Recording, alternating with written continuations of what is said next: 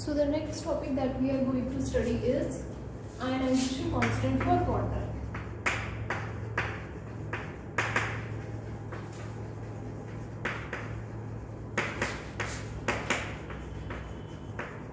अब वाटर का ionization constant क्यों इम्पोर्टेंट है हमारे लिए पढ़ना, क्योंकि वाटर के अंदर ही हमारा एसिड या बेस जो भी है वो डिसोसिएट होगा। बिना वाटर के वो एसिड या बेस हमारे पास डिसोसिएट नहीं होगा। एंड हमें पता है कि water itself also dissociates into H positive and OH negative. अब एसिड में भी H पॉजिटिव होता है और बेस में OH नेगेटिव होता है, मतलब वेदर वी ऐड एसिड और वेदर वी ऐड बेस, हमारे पास इस H2O के जो H पॉजिटिव और OH नेगेटिव कंपोनेंट हैं उनकी कंसंट्रेशन में कहीं ना कहीं पर चेंज आ रहा होगा। तो सबसे पहले हम ये देखेंगे कि वाटर कैसे ब्रेक होता है, then we will see weak acid कैसे ब्रेक होता है, and then we will see weak base कैसे ब्रेक होता है, और ब्रेक होने के बाद उनका क्या इम्पैक्ट पड़ता है हमारे पास जो सोल्यूशन है उसकी पीएच पे। तो आयनाइजेशन कांस्टेंट फॉर वाटर के लिए वी नो कि H2O फीवली डिसोसिएट होता है।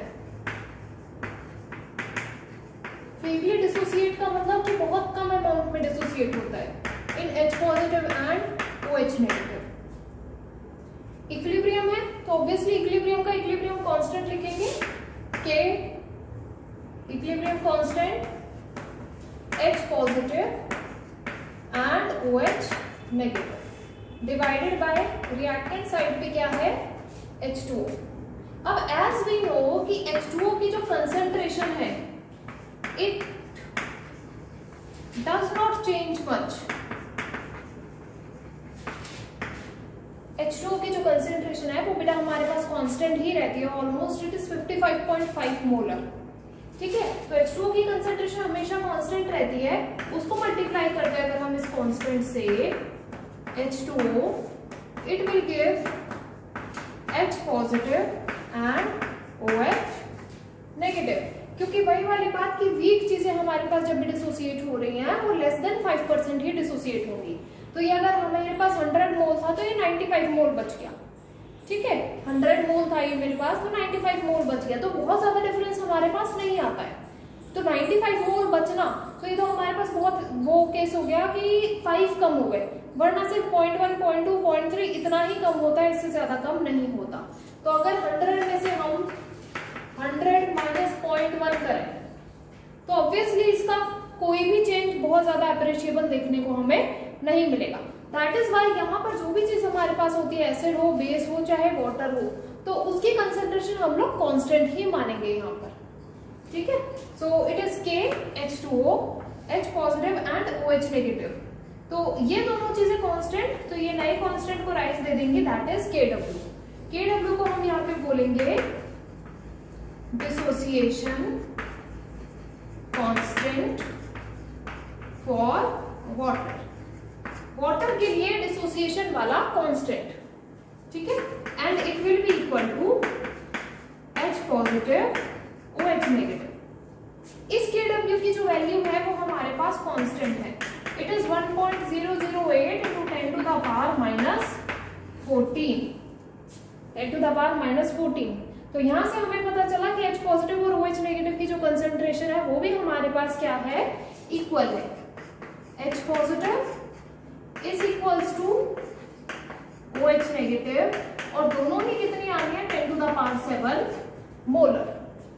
ठीक है, दोनों ही हमारे पास कितनी आ जाएंगे 10 to the power minus 7 molar. Molar मतलब मोल पर लीटर। अगर कोई चीज इस H पॉजिटिव की कंसेंट्रेशन में ऐड हुई, लाइक सब्सटेंस एसिड हमने ऐड किया तो मीडियम क्या हो गया, एसिडिक। एसिडिक अगर हुआ तो ये H पॉजिटिव की जो कंसेंट्रेशन है वो बढ़ जाएगी देन OH नेगेटिव। ठीक है, H पॉजिटिव की जो कंसेंट्रेशन है वो OH नेगेटिव से ज्यादा हो जाएगी। अगर हमारे पास न्यूट्रल कोई चीज ऐड हुई जो ना H पॉजिटिव बढ़ा रही है ना OH नेगेटिव बढ़ा रही है, सो हमारे पास उस केस में H positive will remain equal to this OH negative. और अगर हम बेसिक की बात करें तो बेसिक में क्या होगा, H पॉजिटिव कम होगा एंड OH नेगेटिव हमारे पास ज्यादा होगा। तो इस तरीके से हमारे पास वाटर ब्रेक होता है और वाटर के अंदर जो H पॉजिटिव और OH नेगेटिव के कंपोनेंट्स होते हैं वो हमारे पास वेरी करते चले जाते हैं। ठीक है, तो ये H पॉजिटिव और OH नेगेटिव का मेजर करने के लिए हमारे पास जो चीज आती है वो आती है pH स्केल। क्या आती है बेटा? pH scale. अब pH हम लोगों ने पहले भी पढ़ा हुआ है कि pH क्या होता है। तो pH आप लोगों को याद होगा कि pH हमारे पास होता है -log of H3O positive. H positive और H3O पॉजिटिव दोनों सेम ही चीज है। H positive does not exist independently, वो हमेशा H3O पॉजिटिव की तरह ही बिहेव करेगा। ठीक है, वाटर के साथ एसोसिएटेड ही बिहेव करेगा। ठीक है, तो H3O positive pH is negative log of H3O positive, मतलब pH potence of hydrogen is inversely proportional to the concentration of H3O positive। Inversely proportional है कि एसिडिक बिहेवियर H पॉजिटिव की कंसेंट्रेशन बढ़ी तो pH हमारे पास कम हो जाएगी, और H नेगेटिव की OH नेगेटिव की कंसेंट्रेशन अगर हमारे पास बढ़ी, मतलब H3O पॉजिटिव की कम हुई, तो pH हमारे पास क्या करेगी? बढ़ जाएगी। ठीक है, तो इसको हम ऐसे भी लिख सकते हैं pH is equals to log 1 divided by H3O positive. जैसे pH होता है वैसे ही हमारे पास POH होता है, it is -log of OH negative. जैसे हमारे पास POH हो सकता है वैसे ही हमारे पास pKW हो सकता है। pKW is -log of KW। KW कोई कंसंट्रेशन नहीं है, कांस्टेंट है, इसीलिए यहाँ पर स्क्वायर ब्रैकेट नहीं लगेगा। ठीक है, तो pKW अगर हम निकालना चाहें बेटा, तो अगर हम pKW निकालना चाहें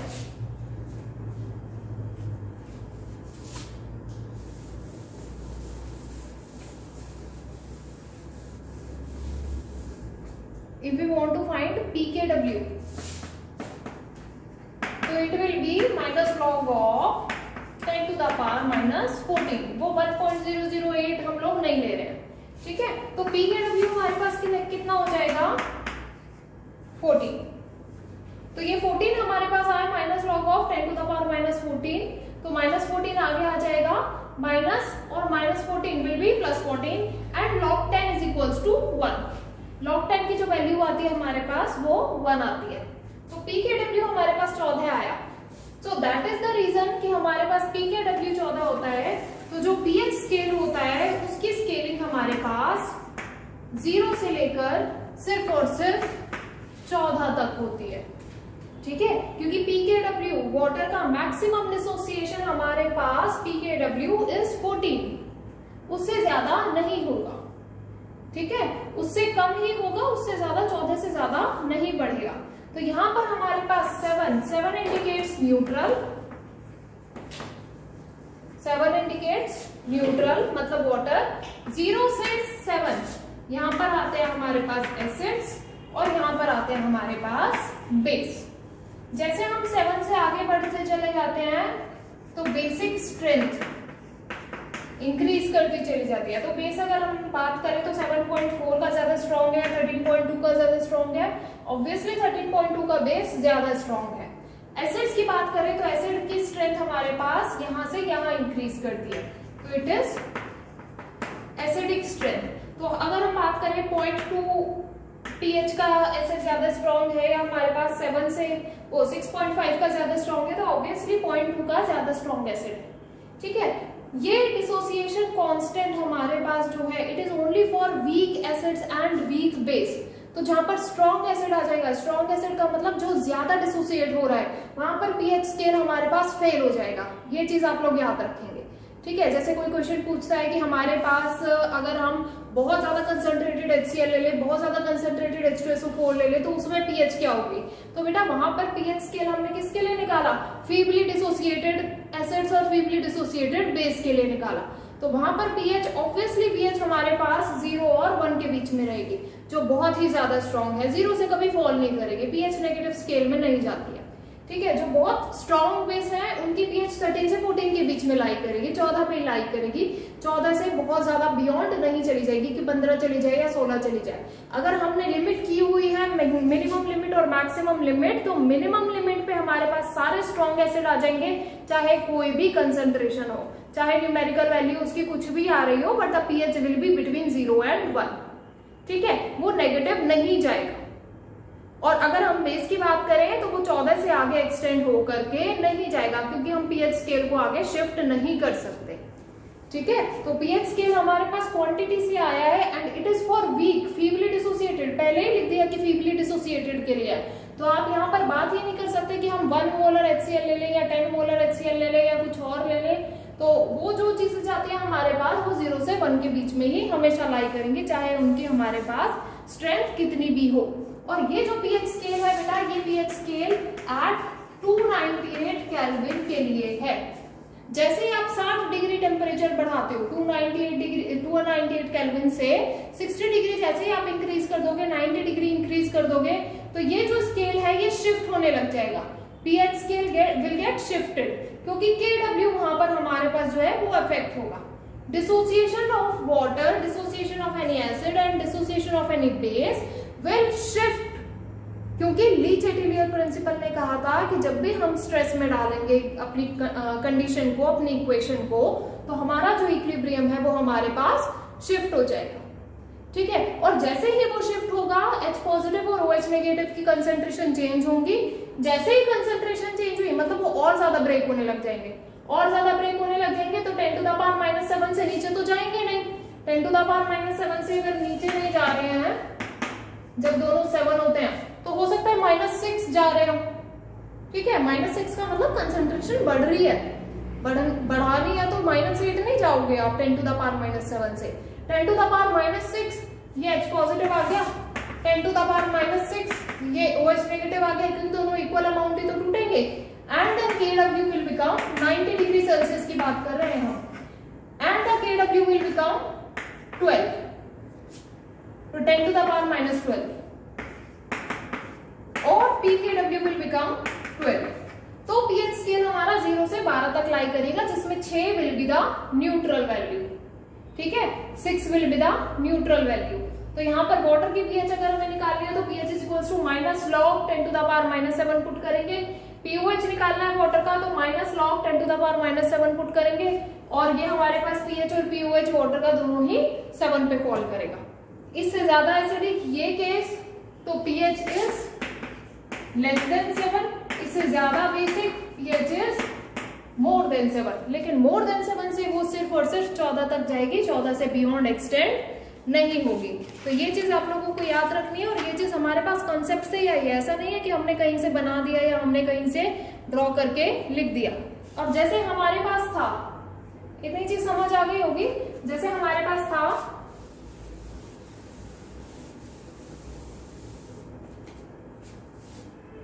as we have this thing Kw is equals to OH negative and H positive, तो POH, pH और pKw में हमें रिलेशन निकालना है।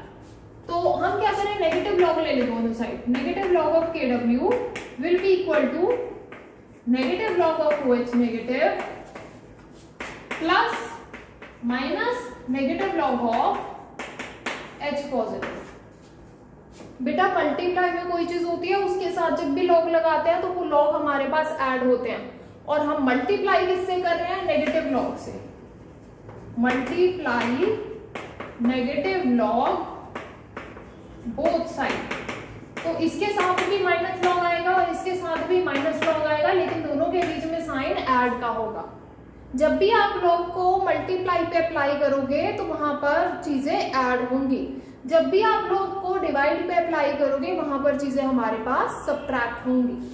ठीक है, माइनस लॉग ऑफ Kw अभी हमने देखा था, माइनस लॉग ऑफ Kw बन जाएगा pKw, minus log of OH negative बन जाएगा pOH, plus minus log of pH। तो यहां से हमारे पास रिलेशन आता है कि अगर आपको pH निकालनी है तो we can write pH plus pOH और वाटर इज 14। वाटर के लिए 14 होती है, और वाटर में डिसोसिएट होने वाले एसिड और बेसिस के लिए भी 14 होती है।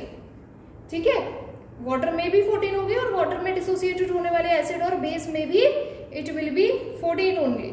अब एक न्यूमेरिकल हम लोग देखेंगे, एक छोटा सा न्यूमेरिकल हमारे पास है कि अगर कंसंट्रेशन H पॉजिटिव की 1 × 10⁻⁵ दी हुई है मोल पर लीटर और उसने OH नेगेटिव की कंसंट्रेशन आपको फाइंड करने के लिए बोला है, ठीक है। ऑब्वियसली वाटर के अंदर बोला है तो हमें पता है कि Kw किसके इक्वल होता है, Kw is equals to concentration of H positive concentration of OH negative. तो Kw की value we know 10⁻⁴ mole square पर लीटर स्क्वायर, क्योंकि दो कंसंट्रेशन मल्टीप्लाई हो रही थी ना वहां पर। H पॉजिटिव की कंसंट्रेशन उसने दी हुई है 10⁻⁵ मोल पर लीटर और OH नेगेटिव की कंसंट्रेशन उसने फाइंड करने को बोला है आपको। सो OH नेगेटिव की कंसंट्रेशन हमारे पास क्या हो जाएगी बेटा, 10⁻⁴ divided by 10⁻⁵ and it will remain with mole per litre. तो ये हमारे पास कंसंट्रेशन आएगी OH नेगेटिव की। और इसी के साथ अगर वो आपको कह दे कि इस सॉल्यूशन की pH निकालनी है तो इस सॉल्यूशन की pH हमारे पास क्या हो जाएगी बेटा, -log of H positive, so it will become -log of 1 multiplied by 10⁻⁵। तो -5 लिख लेते हैं सिर्फ। log 10⁻⁵, हमारे पास log 10 टू द पावर में कुछ भी होता है तो वो पावर हमारे पास आगे मल्टीप्लाई होती है, तो -5 log, ये तो आगे चला गया, ये वाली चीज तो आगे चली गई, ये बचेगा log 10 एंड दिस log 10 की वैल्यू हमारे पास आती है 1, so this will become 5। तो इस सॉल्यूशन की pH हमारे पास 5 हो गई, pOH कितना हो जाएगा, 7 हो जाएगा, Kw हमारे पास कितना आया इसका 10⁻⁴, pKw इसका हमारे पास 14 आएगा, 5 + 7 विल बी इक्वल टू 14, ठीक है। तो इस टाइप के क्वेश्चन हमारे पास आते हैं। इसके अलावा कुछ और क्वेश्चंस हैं जो एनसीईआरटी में दिए हुए हैं, तो उनको जरूर ट्राई करना। Next we will see ionization constant for weak acid and weak base, कि जब वीक एसिड और वीक बेस हमारे पास डिसोसिएट होते हैं तो हमारे पास किस तरह से आगे आयनाइजेशन कांस्टेंट निकाला जाता है।